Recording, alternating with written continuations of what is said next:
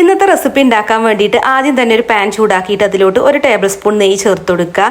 നെയ്യ് മെൽറ്റായി കഴിഞ്ഞാൽ ഇതിലേക്ക് ഞാനിപ്പോൾ ബദാമാണ് ഇട്ട് കൊടുക്കുന്നത്. ബദാമിന് പകരം ശരിക്കും കാഷ്നട്ടാണ് വേണ്ടത്, എൻ്റെ അടുത്ത് ഇല്ലാത്തതുകൊണ്ടാണ് കേട്ടോ.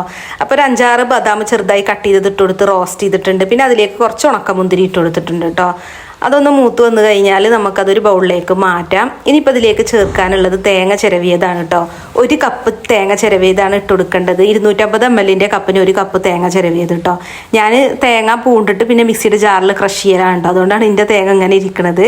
ലോ ഫ്ലെയിമിലിട്ട് കുറച്ച് നേരം തേങ്ങയൊന്ന് ഇളക്കിയെടുത്താൽ മതി കേട്ടോ. തേങ്ങയുടെ വെള്ളത്തിൻ്റെ അംശമൊക്കെ ഒന്ന് മാറുന്നത് വരെ ആദ്യം ഒന്ന് ഇളക്കിയെടുക്കുക. എന്നിട്ട് പിന്നെ അതിലേക്ക് പഞ്ചസാര ചേർത്ത് കൊടുക്കുക. ഞാൻ 3 ടേബിൾ സ്പൂൺ പഞ്ചസാരയാണ് ഇട്ട് കൊടുത്തത്. പഞ്ചസാരക്ക് പകരം വേണമെന്നുണ്ടെങ്കിൽ നമുക്ക് ശർക്കരപ്പൊടി ഇട്ട് കൊടുക്കാം കേട്ടോ. അപ്പോൾ ഒന്നും കൂടെ ഹെൽത്തി ആവും. പഞ്ചസാര ചേർത്ത് കഴിഞ്ഞിട്ട് ജസ്റ്റ് അതൊന്ന് മെൽറ്റ് ആവുന്നത് വരെ ഇളക്കിയെടുക്കുക. പിന്നെ നല്ലൊരു ഫ്ലേവറിന് വേണ്ടിയിട്ട് 2 ഏലക്കൊന്ന് ക്രഷ് ചെയ്തിട്ട് ചേർത്തിട്ടുണ്ട്. അപ്പോൾ ഇത് റോസ്റ്റ് ചെയ്തിട്ട് ഈ ഒരു പരുവായിട്ടുണ്ട് കേട്ടോ. അത്ര പോലെ ബ്രൗൺ കളർ ആവേണ്ട ആവശ്യമൊന്നുമില്ല. ഇനിയിപ്പോൾ ആയാലും കുഴപ്പമില്ല കേട്ടോ. അപ്പോൾ വറുത്ത് മാറ്റി വെച്ചിട്ടുള്ള ബദാമും ഉണക്കമുന്തിരി ഉണ്ടല്ലോ, അതും കൂടെ ഇതിലേക്ക് ചേർത്തിട്ടൊന്ന് മിക്സ് ചെയ്യുക. ഇനി ഫ്ലെയിം ഓഫ് ചെയ്തിട്ട് ഇത് ഒരു സൈഡിലോട്ട് മാറ്റി വെക്കാം കേട്ടോ.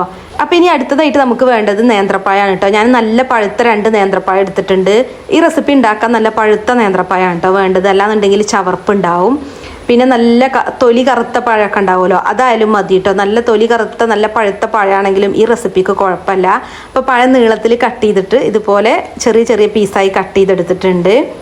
2 പഴം മാത്രം മതി കേട്ടോ. കുറഞ്ഞ ചേരുവകൾ മതി റെസിപ്പിക്ക് ഉണ്ടാക്കാൻ. അതായത് വെറും 4 ചേരുവകൾ കൊണ്ട് നമ്മൾ എണ്ണയിലൊന്നും ഫ്രൈ ചെയ്യാതെ കേട്ടോ ഈ ഹെൽത്തി പലഹാരം ഉണ്ടാക്കുന്നത്. അപ്പോൾ കട്ട് ചെയ്ത നേന്ത്രപ്പഴം ഒരു മിക്സിയുടെ ജാറിലേക്ക് ഇട്ട് കൊടുക്കുക. പിന്നെ 3 ടേബിൾ സ്പൂൺ പഞ്ചസാര ഇട്ട് കൊടുക്കുക. പിന്നെ 2 ഏലക്ക ജസ്റ്റ് ഒന്ന് ക്രഷ് ചെയ്തതാണ് ഇട്ട് കൊടുക്കുന്നത്. പിന്നെ 2 മുട്ടയും പൊട്ടിച്ചിട്ട് ഇതിലേക്ക് ഒഴിച്ചു കൊടുക്കുക. ഇനി ഇതെല്ലാം കൂടി നന്നായിട്ട് അരച്ചെടുക്കണം കേട്ടോ. നേന്ത്രപ്പഴമൊക്കെ നന്നായിട്ട് അരച്ച് വരണം. അപ്പോൾ ഇത് ഞാനിവിടെ നല്ല പോലെ അടിച്ചെടുത്തിട്ടുണ്ട്. ഇനി നമ്മളൊരു പാൻ ചൂടാക്കിയിട്ട് അതിലേക്ക് ജസ്റ്റ് നെയ്യൊന്ന് ബ്രഷ് ചെയ്ത് കൊടുക്കുക കേട്ടോ. കുറച്ച് നെയ്യ് ബ്രഷ് ചെയ്താൽ മതി. എന്നിട്ട് പിന്നെ നമ്മളൊരു പഴയ പാൻ വെച്ച് ചൂടാക്കണം. എന്നിട്ട് അതിൻ്റെ മുകളിലേക്ക് വേണം നമ്മളിപ്പോൾ നെയ്യ് ഒഴിച്ച പാന് വെക്കാൻ, അല്ലെങ്കിൽ അടി പിടിക്കും. എന്നിട്ട് നമ്മൾ അരച്ച ആ ഒരു മിക്സ് ഉണ്ടല്ലോ അതിൻ്റെ പകുതി ഒഴിച്ചു കൊടുക്കുക കേട്ടോ. ഫുള്ളായിട്ട് ഒഴിക്കരുത്, പകുതി മാത്രം ഒഴിച്ചിട്ടൊന്ന് ലെവൽ ചെയ്ത് കൊടുക്കുക. ഇനി ഇതൊന്ന് അടച്ച് വെച്ച് കുറച്ച് സമയമൊന്നും വേവിക്കണം കേട്ടോ. കുറേ സമയമൊന്നും വേവിക്കണ്ട, കുറച്ച് മാത്രം വന്നാൽ മതി. അപ്പോൾ ജസ്റ്റ് ഒരു 1/2 മിനിറ്റൊക്കെ ഇതൊന്ന് അടച്ച് വെച്ചിട്ട് കുക്ക് ചെയ്യുക. 1/2 മിനിറ്റ് മുതൽ 1 മിനിറ്റ് വരെ കേട്ടോ. എന്നിട്ട് നമ്മളിത് തുറന്ന് നോക്കാം. അപ്പോൾ ഇതുപോലെ വെന്തിട്ടുണ്ടാവും കേട്ടോ. നല്ല പോലെ വേവണ്ട. ഇനി നമ്മൾ ആ ഒരു വറുത്ത് വെച്ചിട്ടുള്ള തേങ്ങാ മിക്സ് ഉണ്ടല്ലോ അത് ഇതിൻ്റെ സെൻറ്ററിലേക്ക് ഇട്ട് കൊടുക്കുക കേട്ടോ. സൈഡിൽ കൂടെ ആവാതിരിക്കുകയാണ് നല്ലത്. സെൻറ്ററിൽ മാത്രമായിട്ട് ഇട്ട് കൊടുക്കുക. തേങ്ങ വറുത്തതൊക്കെ ഞാനിപ്പോൾ ഇതിൻ്റെ മുകളിലേക്ക് ഇട്ട് കൊടുത്തിട്ടുണ്ട്. ഇനി ബാക്കിയുള്ള ആ ഒരു ബനാന മിക്സ് ഉണ്ടല്ലോ അത് ആദ്യം സൈഡിൽ കൂടെ ഒഴിച്ചു കൊടുക്കുക കേട്ടോ. എന്നിട്ട് വേണം മുകളിലേക്കൊക്കെ ഒഴിച്ചു കൊടുക്കാൻ. അപ്പോൾ നമ്മൾ എടുത്തത് ഈ ഒരു മിക്സ് ഉണ്ടല്ലോ ഈ ഒരു പാത്രത്തിൽ ഉണ്ടാക്കുകയാണെന്നുണ്ടെങ്കിൽ കറക്റ്റ് അളവാണ് കേട്ടോ. ബാക്കിയൊന്നും ഉണ്ടാവില്ല, അതുപോലെ തികയാതിരിക്കില്ല.